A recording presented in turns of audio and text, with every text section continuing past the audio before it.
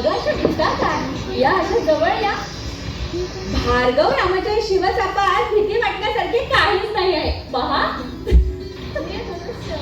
मोठमोठ्या पराक्रमी वीरांना उचलत नाही म्हणतात. परशुरामाचे शिवचाप फुटले की वीर पुरुष भयभीत होतात. ते धनुष्य तुला कसं उचलता आले? अगं मग त्यात काय आहे? पहा, याच्या टनत्काराचा ध्वनी कसा गंभीर ऐकू ऐका. अगं गंधर्वाच्या आवाजात देखील इतकी माधुर्य नसे. आपली कल्पना आपल्याला वाटते म्हणतात, ते काही खोटं नाही.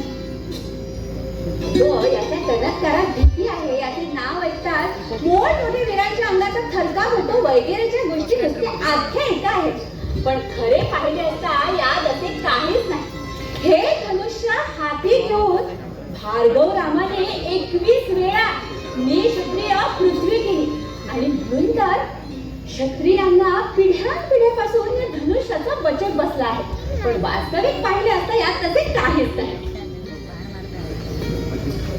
खरेच आपली कल्पना आपल्याला वाटते म्हणतात, ते काही खोटं नाही. अगं हो, अगदी खरे. कारण बाबासारखे ज्ञानी पुरुष देखील असं म्हणतात की हे शिवचाप उचलणे मोठमोठ्या वीरांना दुरापास्त आहे. यात असे आहे, यात तसे आहे. पण खरंच यात तसं काय आहे म्हणून पाहण्याकरिता भार्गव रामाचा डोळा चुकून मी हे उचलून आणले. हे बसले आहे तिथे बाबांबरोबर बोलत. मला काही याची भीती वाटत नाही. तुला तरी याची भीती वाटते का? पहा पहा,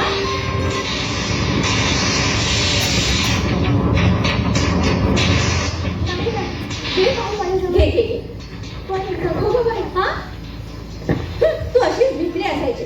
कारण खेळातच का होईना रावण मोठ्या आनंदाने होतेस. तुझा तो रावण म्हणजे दुबळ्यांचा का खरा प्रतिपक्षी समोर आला की तो तुझ्याप्रमाणे असाच कच खाणार. पण खरे पाहिले असता हा धनुष्य भार्गव रामाचा आत्मा तुझ्या म्हणजे त्या दुष्ट रावणाच्या हातात जाताच कामा नये, तर माझ्या म्हणजे प्रभू रामचंद्राच्या हातातच गेला पाहिजे. नाही नाही, गेलेच आहे. मी ना आता हे धनुष्य कुठेतरी लपवून ठेवते आणि कधी काळी प्रभू रामचंद्र ब्रह्मर्षी बरोबर बाबांच्या भेटी करता आले ना तर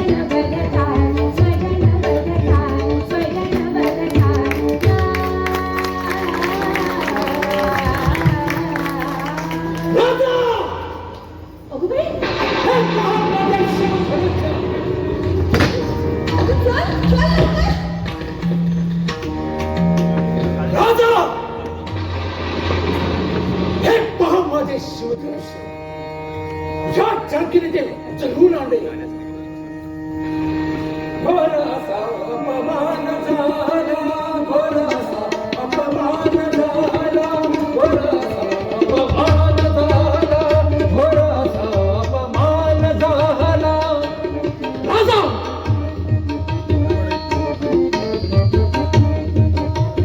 घोरासा अपमान झाला, तुसा हसते करीती माला, तुसा हसते करीती माला. वरासा अपमान झाला, वरासा अपमान झाला, वरासा अपमान झाला.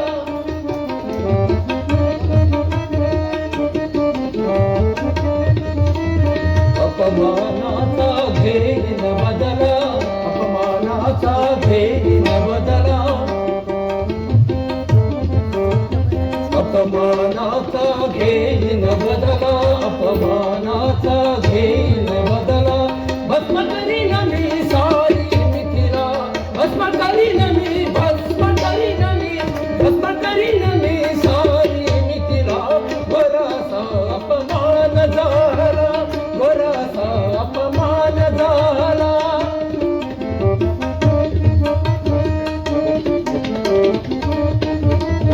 वरासा अपमान झाला, दुसाहसते करीती माला, दुसाहसते करीती माला.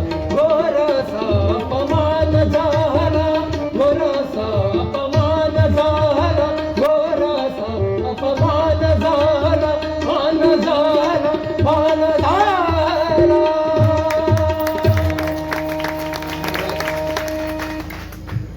माझ्या मुलीकडून अजाणपणाने हे कृत्य घडलेले दिसते. आपला अपमान, आपला मानभंग करण्याची आम्हा क्षत्रियांची प्राज्ञा नाही. म्हणून ब्राह्मण श्रेष्ठांनी मुलीच्या नकळत अपमान झाला असं मानू नये. राजा हा अपमान नव्हे तर काय आहे? माझे धनुष्य तुम्हाला मुलामुलींचे खेळणे वाटले की काय? आपल्या धनुष्याचे महत्व मी जाणून नाही, पण मुलीकडून अजाणपणाने हे कृत्य घडले, त्याबद्दल क्षमा करावी महाराज. हा अपराध लहानसा नसून तर तो मोठा भयंकर अपराध आहे. राजा ज्या धनुष्याने 21 वेळा निक्षत्रिय पृथ्वी केली, क्षत्रिय पत्न्यांच्या विलापाला आतापर्यंत खंड पडू दिला नाही, सहस्रार्जुनासारख्या वीरानं काळातील ती लोळवलं, ते हे भार्गव नावाचे धनुष्य तुझ्या मुलीने खेळ करावे काय? हा अपमान नव्हे तर काय आहे? आपल्या धनुष्याचा पराक्रम, आपल्या धनुष्याचा दरारा आणि त्याचे अद्भुत सामर्थ्य या गोष्टीची जाणीव आम्हाला असणार. पण महाराज, पण मुलीला कसलीही जाणीव, पण यामुळे केवढा अनर्थ होण्याचा संभावना आहे याची जाणीव आहे का तुला? या धनुष्याचा पराक्रम, याचा दरारा व याचा सामर्थ्य फोल आहे असे सर्व क्षत्रियांना वाटतात. आणि आज हे धनुष्य मुलीचे खेळणे झाले, उद्या मीही मुली क्षत्रियांचे खेळणे म्हणून बसणार नाही. कशावरून? भगवंताची इच्छा कोणाला कळणार आहे? क्षुल्लकमुळे आपल्या मनाला असे का वाटू देता? आपल्या अलौकिक पराक्रमाचा डंका या त्रिभुवनात अद्याप गाजत आहे. यामुळे आपल्या धनुष्याकडे नुसती दृष्टी फेकायचे सामर्थ्य देखील या भूमंडळावर एकाही दिरत नाही. मग आपल्या केसाला धक्का लावणे तर दूरच राहील. राजा जगात ज्याला आपला दरारा कायमचा ठेवायचा असतो, आपलेच वर्चस्व ज्याला अखेरपर्यंत मिळवायचं असते, त्याला या गोष्टी नेहमी आपल्या पराक्रमाच्या जोरावर साध्य करता येत नाही, तर एकेकाळी गाजवलेल्या पराक्रमाची दहशत बसून साध्य करायचं असतात. मी गाजवलेल्या अद्भुत पराक्रमामुळे माझी व माझ्या या शिवचापाची सर्व वीरांना आणि सर्व वीर पत्न्यांना एक प्रकारची दहशत बसली आहे. म्हणूनच मी जिंकलेली सर्व राजे ब्राह्मण अर्पण केले तरी मला प्रतिपक्षी निर्माण होत नाही. पण आज तुझ्या मुलीने माझ्या धनुष्याचा अपमान केल्याबद्दल हा परशुराम लवकरच निश्चित होणार असं मला स्वतःच वाटू लागलं आहे. भगवंताची इच्छा कुणाला करणार. नज कळत प्रभूची माया, नज कळत प्रभूची माया, नज कळत प्रभूची माया, नज कळत प्रभूची माया. बुध गाया गेली जाई मचिलया, बुध गाया गेली जाई मचिलया, बुध गाया गेली, बुध गाया गेली. आ,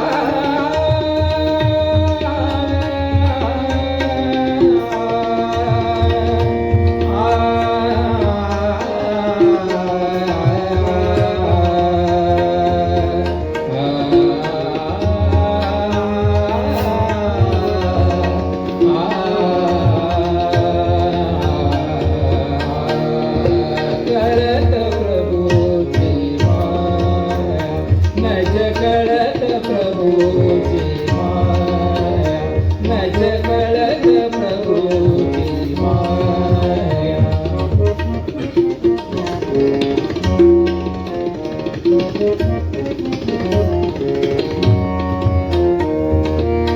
शेषराया मुखी विष जायला, शेषराया आ,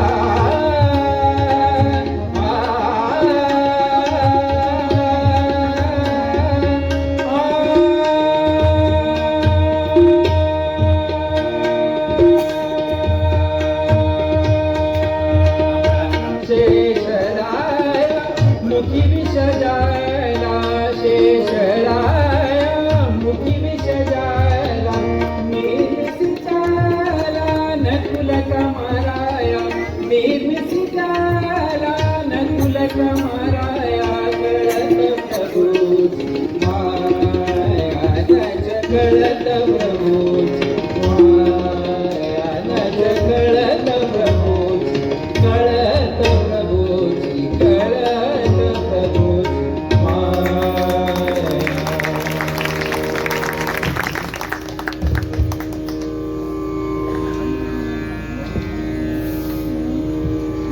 ते काहीही असो, पण माझा अपमान केल्याबद्दल तुझ्या जानकीनं प्रायश्चित घेतलाच पाहिजे.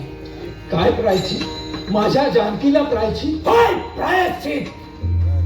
मुलगी म्हणून नुसत्या प्रायश्चितावर थांबते.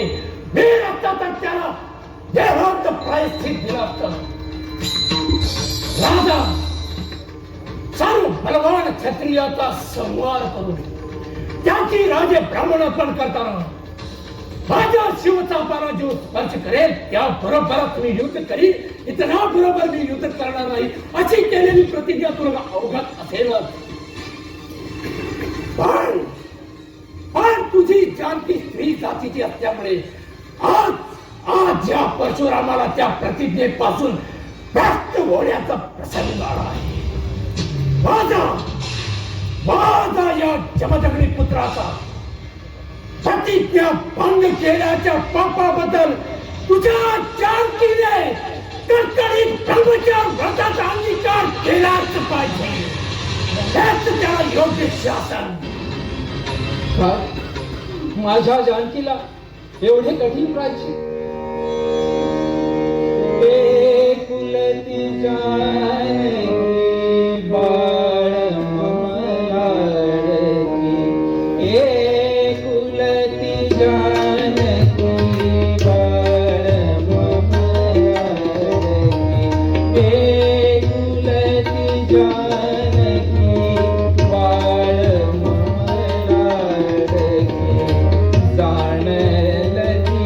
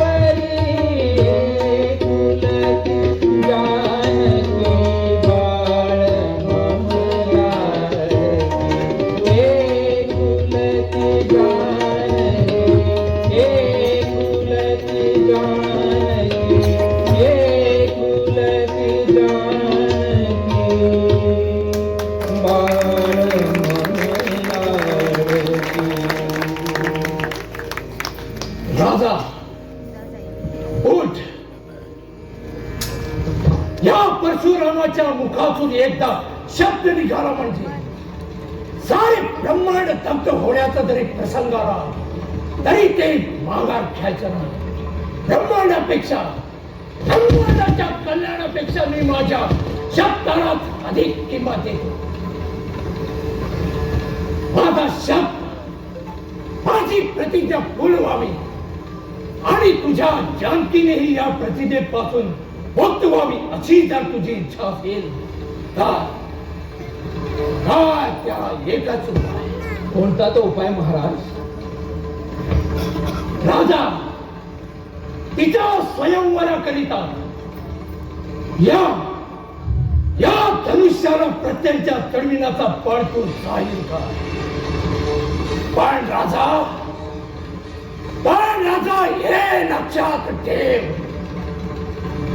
या धनुष्याला प्रत्यंच्या चढविणारा अस्सल क्षत्रिय असतात तर त्याला माझ्याशी युद्ध करावं लागेल आणि त्या युद्धात जर तो जगला तर तो जानकीला पती होईल, नाही तर त्याला अविवाहित राहणे भाग पडेल.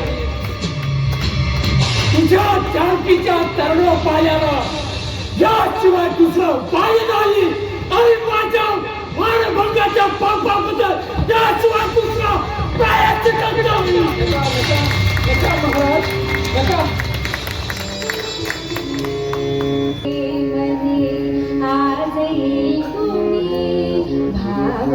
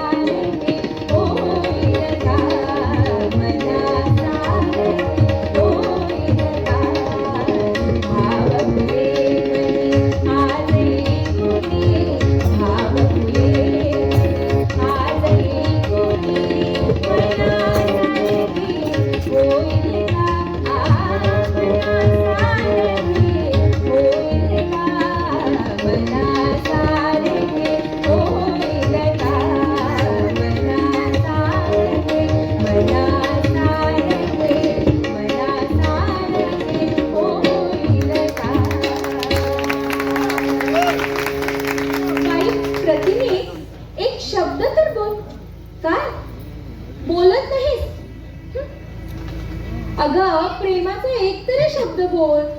काय म्हणतेस? बोलणार नाहीस? रामरूपी तू इतकी का तल्लीन झाली आहेस?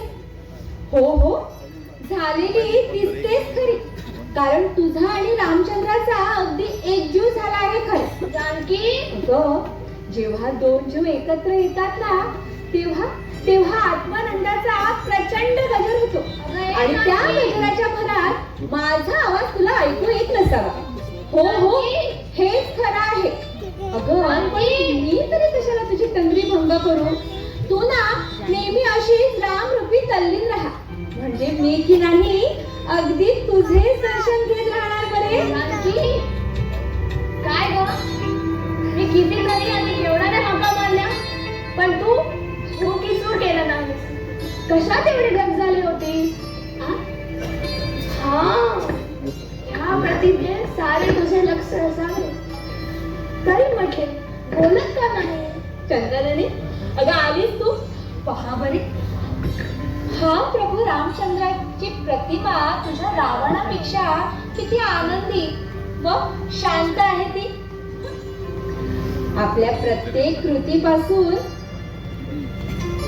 प्राणी मात्रांना सुखी व आनंदी ठेवणे हे रामचंद्राचे साध्य आहे.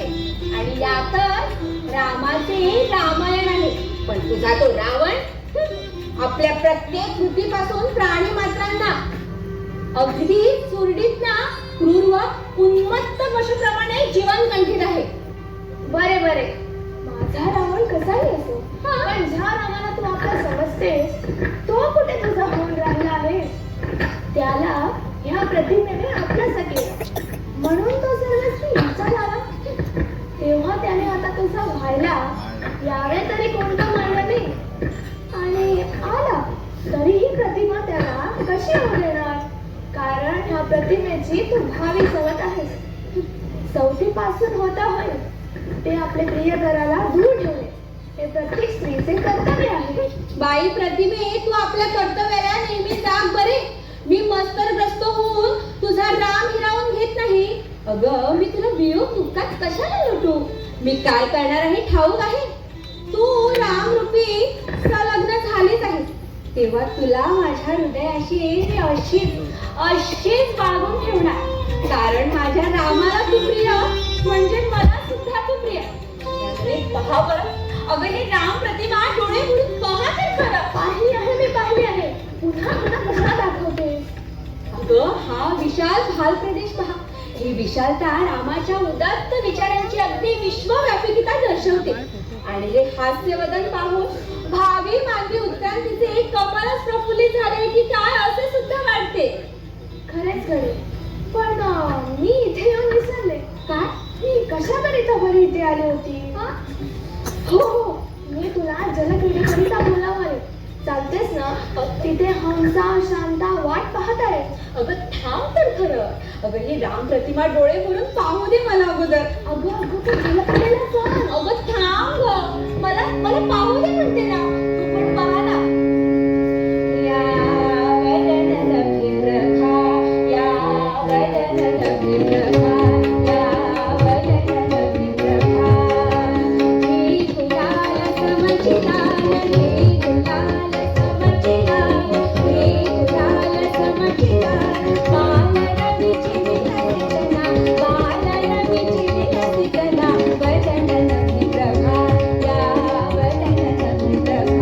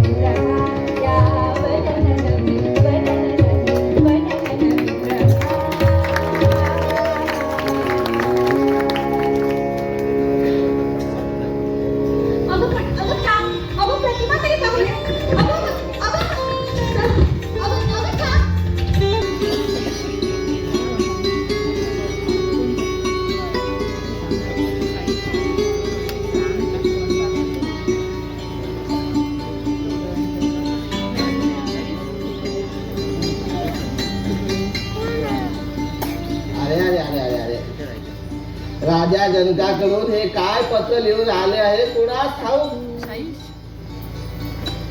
मला वाटते राजा जनकाच्या दरबारात चांगले व स्पष्ट अक्षरे लिहिणारे कारकूनच नाहीत. असते तर इतक्या गचाळ अक्षराने लिहिलेले पत्रिका कशाला पाठवली असती. कर्पूर, अरे कर्पूर, कर्पूर. आलो आलो. काय म्हणणे आहे आपले? हा? काय म्हणणे आहे आपले? काय म्हणाला? कसे म्हणाला? पुन्हा म्हण पाहू. काय रे, तुला काही लाज वाटते का? लाज? मला काय म्हणून लाज वाटेल? स्त्रिया म्हणे लाताळू असतात. मूर्खा, तुला शिस्त म्हणून कळते का? गुलामाने धन्याशी कसे वागावे या बाबतीत तुमच्या आर्यावर्तात काही शिस्तच नाही. शिस्त? गवालक सरकार, तुमच्या या लंकेत शिस्तेचा फारच बंड आहे. बसण्यात शिस्त, उठण्यात शिस्त, पोशाखात शिस्त, खाण्यात शिस्त, पिण्यात शिस्त, जेथे तेथे जाओ तिथे आपले शिस्त. कर्पूर, अधिक बोलायचं नाही. हा, मी विचारतो तेवढ्याच प्रश्नाचे उत्तर दे. गुलामाने धन्याशी कसे वागावे यातील सभ्याचार उर्फ शिष्टाचार तुला काहीतरी अवगत आहे का? गुलाम आणि धनी हे नातेच मला कसे ते ठाऊक नाही. मी आहे ऋषी कुमार, परशुरामाचा शिष्य. आपल्या रावण महाराजांच्या दूताने मला धरून आणले म्हणून मला हे लंका तरी पाहायला मिळाले. तेव्हा मला हे धनी आणि गुलामाचे नाते कसे समजले? मग मी तुला अगोदर धनी आणि गुलाम यातील शिष्टाचार शिकवितो. आता पहिल्याने असा विचार कर, आपण दोघात धनी कोण आणि गुलाम कोण? तो धनी आणि गुलाम, गुलाम आणि धनी. हो होय, म्हटले मी धनी आणि आपण गुलाम. मूर्ख, जंगली कुठला? अरे गदड्या, धनी आणि गुलाम यात दोघात श्रेष्ठ कोण?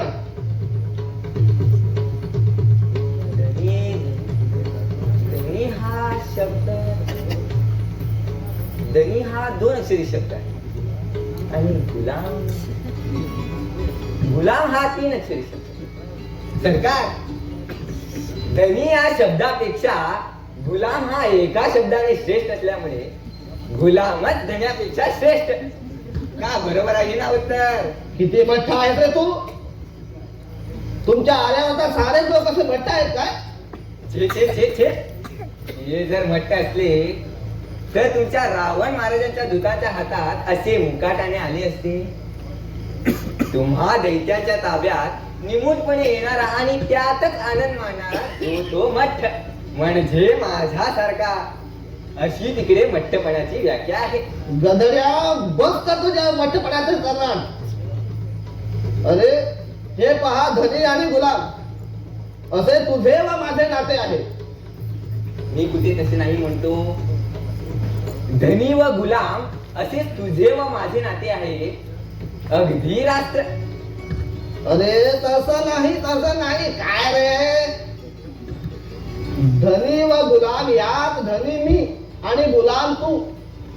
असे काय? मग धनी व गुलाम असे तुझे व माझे नाते असे आपण म्हणतात. माझे व तुझे म्हणायचे ते चुकून ते तुझे व माझे म्हणालो मी. हो, मग मी आपला चुकून धनी झालो होतो म्हणायचो. आता हे लक्षात ठेव की मी धनी आणि तू गुलाम.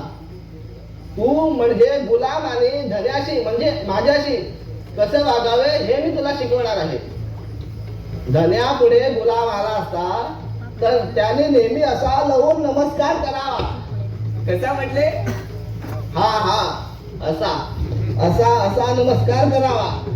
म्हणजे पुन्हा एकदा म्हणजे माझ्या या मट्ट डोक्यात चांगलाच प्रकाश पडेल. माझ्या समोरून येता जाता नेहमी असा नमस्कार करीत जा. ठीक आहे ठीक आहे. म्हणे ठीक आहे. असे नाही म्हणायचे. आज्ञा शिरसावंत सरकार असे म्हटले पाहिजे बरं बाबू. आज्ञा शिरसावंत सरकार. शाबास शाबास. कर्पूर, ही पत्रिका तुला वाचता येते काय? तुमच्या राजा जनकाच्या दरबारात कारकुनाचा अभावच दिसतो. नाही तर इतक्या गछाळ अक्षराने लिहिलेली पत्रिका कशाला पाठवली असती? म्हणजे आपणाला जे अक्षर वाचता येत नाही ते गचाळत असते का? दुसरा काय, अक्षरात इतका सुंदरपणा असावा की निरक्षर मनुष्य देखील ते वाचून साक्षर झालं पाहिजे. असा गुण ज्या अक्षरात नाही ते अगदी गचाळच असले पाहिजे. बरे, ही पत्रिका वाचून यातील आशय थोडक्यात सांग पाहू.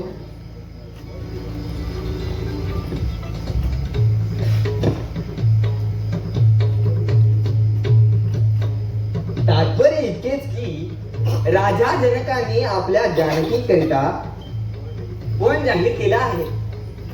क्षत्रियांचे कट्टे शत्रू भार्गवराम यांच्या अतिप्रबल अशा शिवचापाला पृथ्वीच्या चढविण्याचा पण आहे. हा पण जिंकणारा जानकी तर मिळेलच, परंतु जनकराजही आंधळा दाखत मिळणार आहे. तेव्हा हा स्वयंवराचा समारंभ स्वकुटुंब स्वपरिवार येऊन शोभिवंत करावा अशी ह्यात विनंती केली आहे.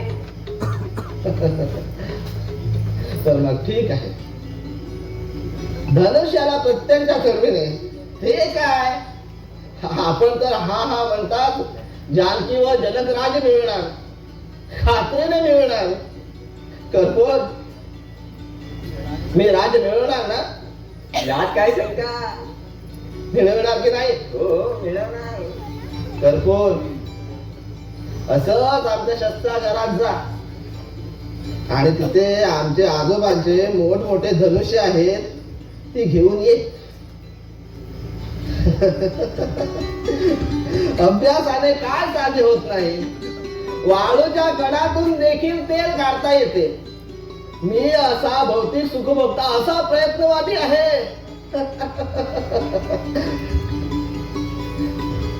घ्यावी हे धनुष्य. इकडे ये.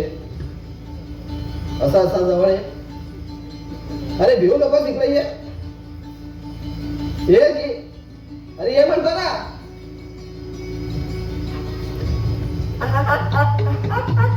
काम का पिळतो हे समजले? नाही नाही नाही नाही. हो, समजलं. बोल. शिस्त चुकलो. आता कसा शहाणा झाला पहा. आता हे ना, मी प्रत्यंच्या चढवितो.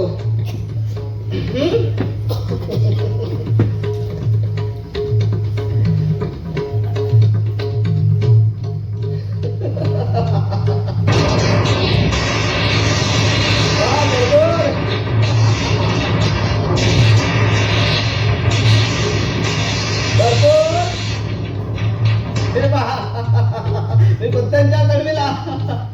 मी राज जिंकणार की नाही यात काय शंका? उत्साह बघ कर्पूर. अजून पहा. हे बघ कर्पूर, मी जनकराज जिंकणार की नाही? हो, जिंकणार. हे बघ. चल उचल ही धनुष्य. रावण महाराजाने देवलोकावर विजय संपादन केल्याबद्दल उद्या तिकडे विजयोत्सवाचा दरबार आहे. तिथे मी माझा हा पराक्रम त्याच्या नजरे सांगणार आहे. चल चल चल, जाऊ लवकर.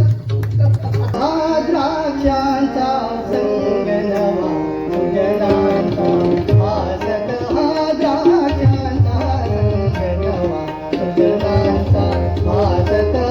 द्राक्षांचा संगनवा सुजनांचा संगनवा सुजनांचा संगनवा सुजनांचा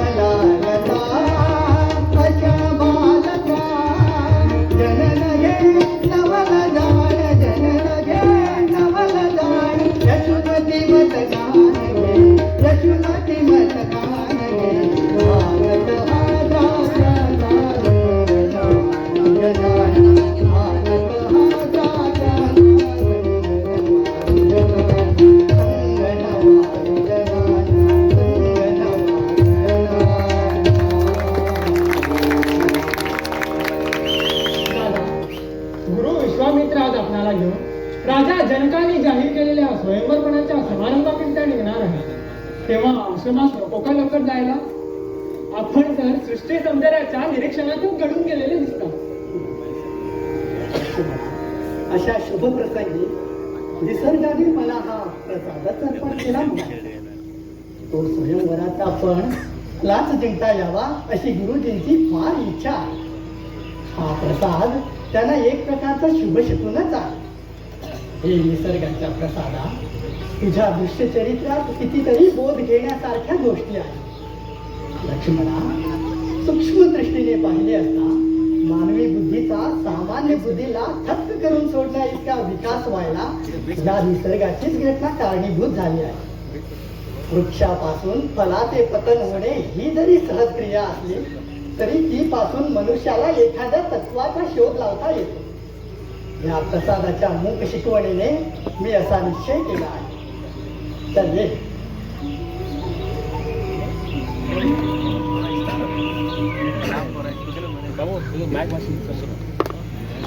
जय जयकार असो रावण महाराजांचा. जय जयकार.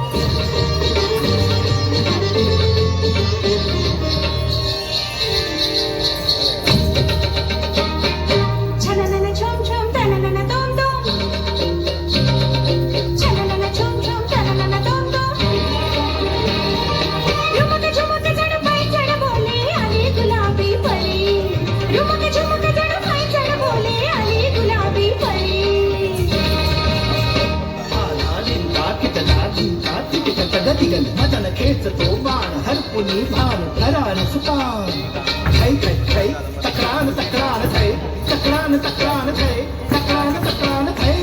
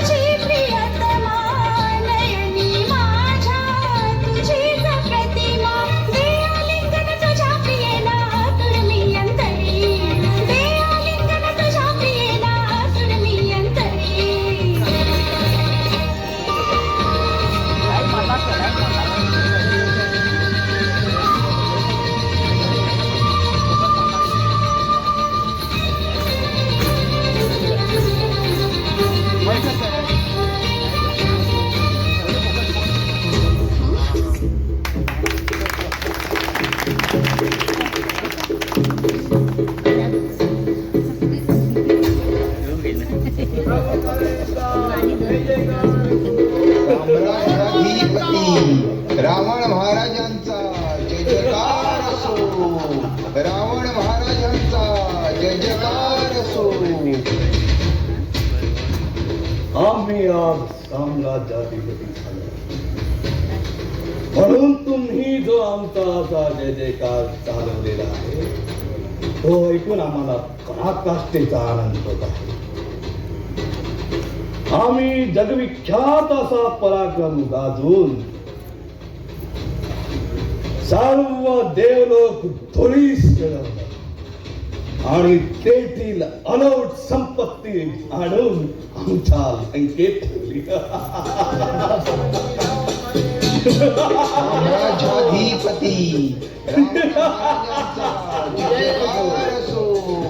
रावण महाराजांचा जय जयकार असो.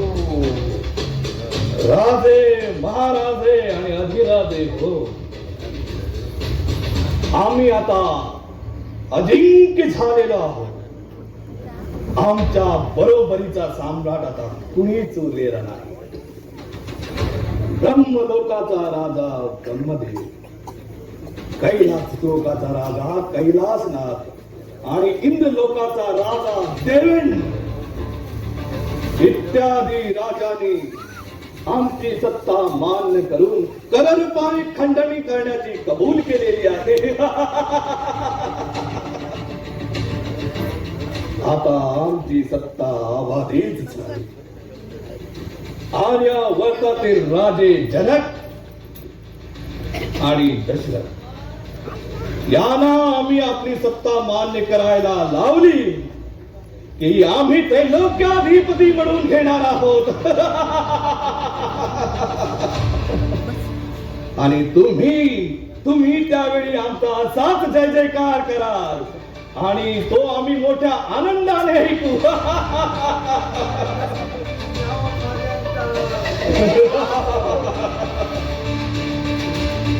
परशुरामा त्या जमदग्नी पुत्राने 21 वेळा आर्य क्षत्रियांचा संहार केल्यामुळे क्षत्रिय वर्त आज दुर्बल झालेला आहे. जनक व दशरथ आहे पण ते वृद्ध कपी आहे. याच दुर्बलतेचा फायदा घ्यावा म्हणून आम्ही आमचे दूत त्राटिका, मारीच आणि सुभाऊ आदी करून दूत आम्ही आर्यवर्तात पाठवले आणि विश्वामित्राच्या यज्ञाचा विध्वंस करण्यापासून सुरुवातच केली.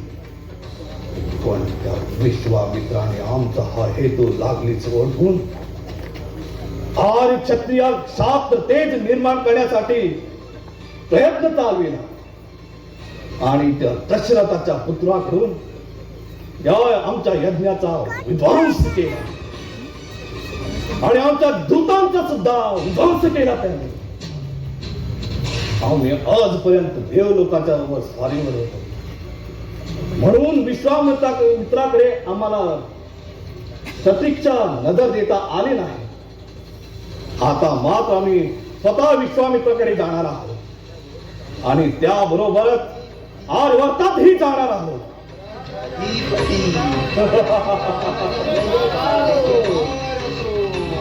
रावण महाराजांचा जय जयकार असो. सभासदो, आपल्या दैत्याची सत्ता अबाधित होण्याची काय सर्व साम्राज्याधिपती रावण महाराजांनी मिळवली म्हणून आमच्या दैत्याचाराकडून आमच्याकडून शतशः धन्यवाद देत आहे. आमच्या प्रतापशाली सम्राटाकडून हा विजयी ध्वज फडको असे माझे त्या भगवंताजवळ स्वर्गात वास करणाऱ्या तुमच्या आणि आमच्या त्या जनकाजवळ मागणी आहे. आपले म्हणणे मला मान्य आहे परंतु राजा जनकाकडील पणाचा निर्णय होईपर्यंत याविषयी विचार करायचाच नाही असे आम्ही तूर्त ठरविलेले आहे. आमची खात्री आहे आमची खात्री आहे की आमच्याशिवाय इतरांना हा पण जिंकता घेणं शक्यच नाही. तो पण मी जिंकल्यावर त्रैलोक्यात अजिंक्य ठरलेला असा परशुरामासारखा महान पराक्रमी वीर सुद्धा आमच्या पुढे नम्र होईल. मग त्या विश्वामित्राचा काय पाय. महाराज, आतापर्यंत सर्व काही ठीक झाले आहे पण जनकाकडे पण आपण स्वतः जिंकतो म्हणजे ते काही बरोबर नाही.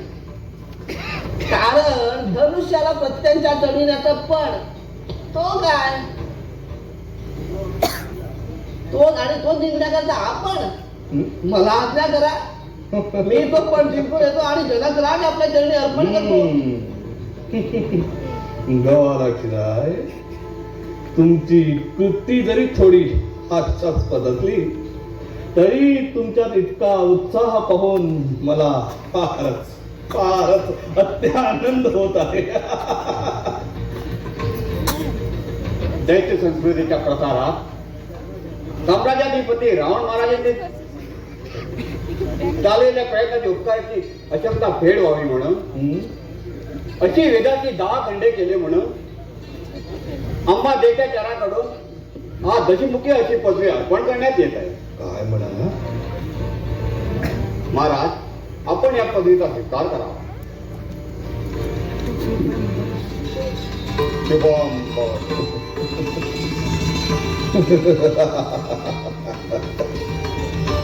आमचे अल्पसे ज्ञान आपल्या पदवीदानाने महान सागराप्रमाणे खोल व विस्तृत झाले नाही. अपात्र शिष्याला या पदवीदानाने आपण पात्र केले, म्हणून आम्ही या पदवीचा मोठ्या आनंदाने स्वीकार करतो. या पदवीदानाला जर देवगुरु बृहस्पतीची संमती मिळाली तर पदवीदान हात होईल. त्याकरिता महाराजांना देवगुरूला संमती देण्याची आज्ञा करावी. देवगुरु द्या. दैत्य गुरुच्या विनंतीला मान द्या. आचार्य, यावेळी आपण आपले मत जाहीर करा.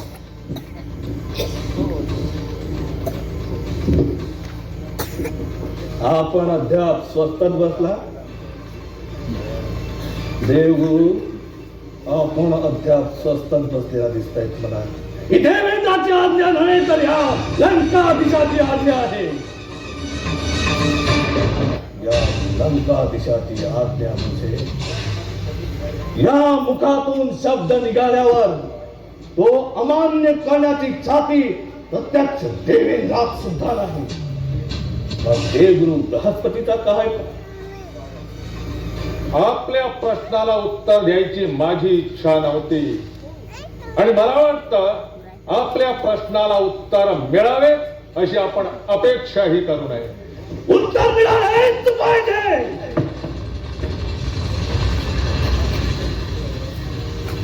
हा तुमच्या इच्छेचा दरबार नाही तर हा आमच्या इच्छेचा दरबार आहे. आमच्या दरबारात तुम्ही आज्ञेचे गुलाम आहात, तेव्हा तुम्हाला इथे माझ्या आज्ञेप्रमाणेच वागावे लागेल. म्हणून म्हणतो, आमच्या पदवीला संमती द्या. बोला, द्या उत्तर. मग उत्तर हेच की अगाध विद्वत्तेबद्दल दैत्य गुरुकडून जी पदवी लंकाधीशाला अर्पण करण्यात आली त्या पदवीला लंकाधीश मुळीच पात्र नाही, लायक नाही.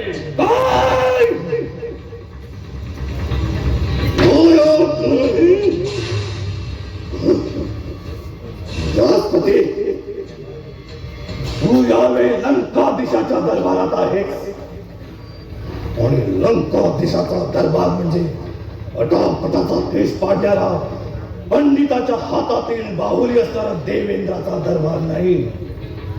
इथं आमच्या विरुद्ध जर एक शब्द तुझ्या मुखावाटे बाहेर पडला तर तुझे हे डोके धडा वेगळं करता येईल. समजलास?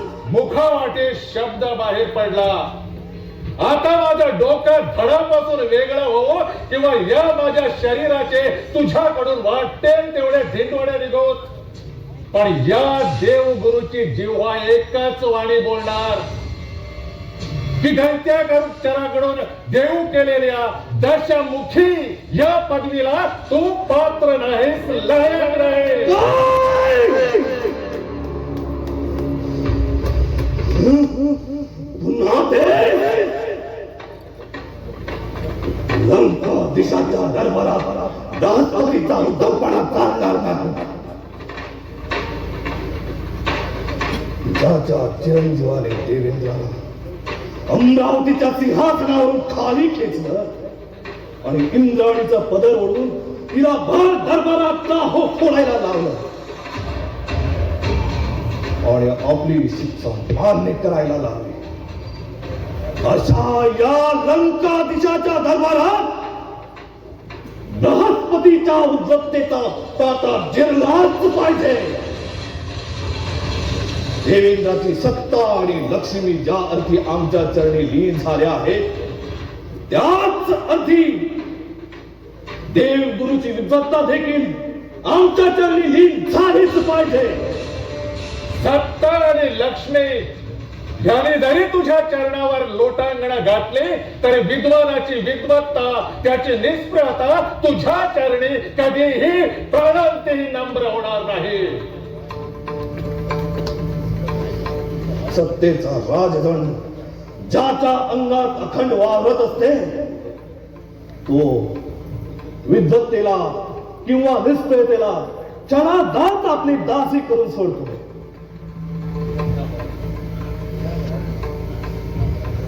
तुझ्या पराक्रमाला अगर काव्यबाजपणाला भिवून सत्ता आणि लक्ष्मी ज्या दोन चंचल वृत्तीच्या गंगा यमुना तुझ्याकडे वळतील, पण विद्वानाची विद्वत्ता त्याची निष्प्रता ही उत्तर ध्रुवाची स्थिर चांदणे या पृथ्वीवर केवढे मोठे उल्कापात झाले तरी आपल्या स्थानावरून भ्रष्ट होत नाही. विद्वानाची विद्वत्ता सत्तेची गुलाम होत नाही तर ती सत्तेलाच पाहिजे तिथं गती देते. कुणाला काय गती देते आता त्याचे प्रचंड तुला आताच दाखवतो. बोल, तू आमच्या पदवीला संमती देतोस की नाही? नालायकाच्या पदवीदानाला कोण संमती देणार? या हरामखोराला बांधा, याचे डोळे फोडून याचा खाता करा, याच्या अंगाची साठी करा, त्यातून निघणारे रक्त यालाच प्राशन करायला द्या. याचे पाहिजे तेवढे हात करा फक्त. तोपर्यंत हा मेला नाही पाहिजे. कैद करा याला.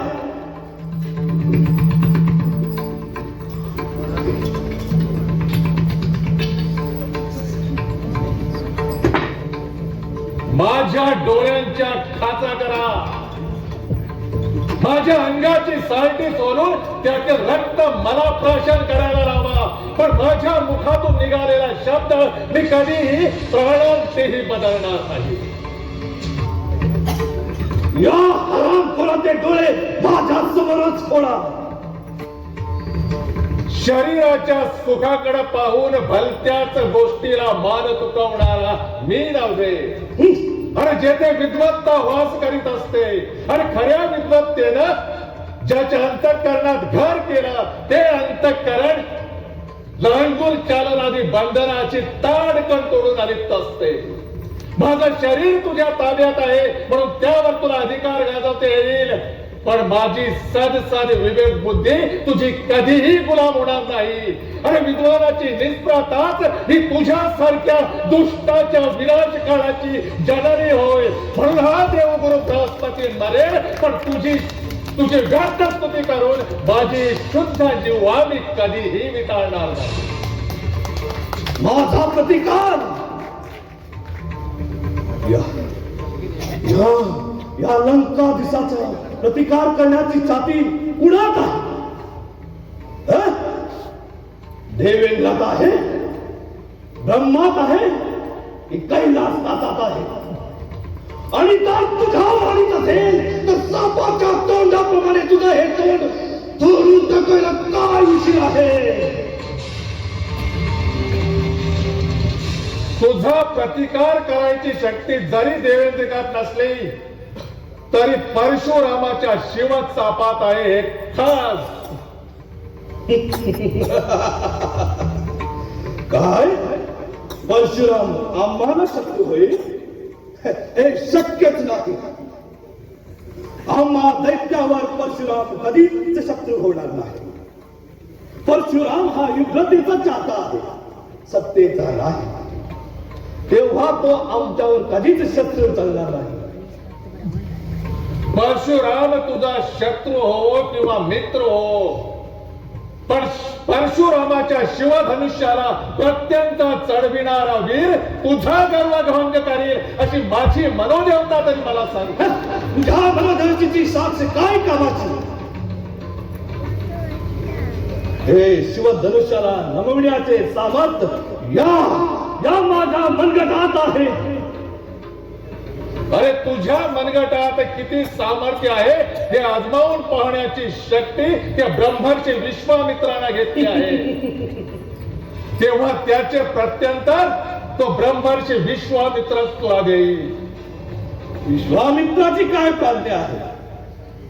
अरे त्या संन्यासाला दिसतात कितकांप्रमाणे चिंतनच टाकले. हे ताप वाकण्याचे जो उत्साह आमच्या प्रजेत आहे त्या अर्थी ते माझ्याच पुढे नम्र होईल, इतरापुढे शक्यच नाही. तुझ्या प्रजेत उत्साह आहे हा तुझा भ्रम आहे. तुझी प्रजा चैनी झाली आहे. चैनी लोक प्रसंगी उत्साहाच्याच गोष्टी बोलत असतात आणि त्यांच्या उत्साहाला बळी पडणारा तो गर्व बाळगणारा तुझ्यासारखा काळाच्या दाढेत पाऊल टाकीत असतो. आणि ज्या माणसाचं दाढे त्या काळेत पाऊल पडताना त्याच्या पुढे हा देवगुरु बृहस्पती कधीही नम्र होणार नाही. मग सांगितलेली शिक्षा कायम झाली तर चला न्यायालय मला पाहिजे ती शिक्षा दे. पण खऱ्या विद्वत्तेना जिथं वास करताय ना तिथंच ती विद्वत्ता असते आणि तुझी व्यर्थ स्तुती मी कदापि करणार नाही. ज्यावेळी आम्ही ह्या सिंहासनावर आरूढ होणार आहे त्यावेळी तुझ्या देवगुरूच्या छातीवर पहिली पायरी म्हणून पाय ठेवूनच चढणार आहोत. अरे तू माझ्या पाठीवर पाय देऊन सिंहासनावर चढ, नाहीतर माझ्या डोक्यावर पाय देऊन सिंहासनावर चढ. पण एक लक्षात ठेव, तू ज्या सिंहासनावर माझ्या पाठीवर पाय देऊन चढणार आहेस ना, अरे ते हे तुझं सिंहासन परशुरामाच्या शिवतापाला प्रत्यंत चढविणारा वीर नेस्तनाबूत करेल आणि तेहतीस कोटी देवांची मुक्तता करेल.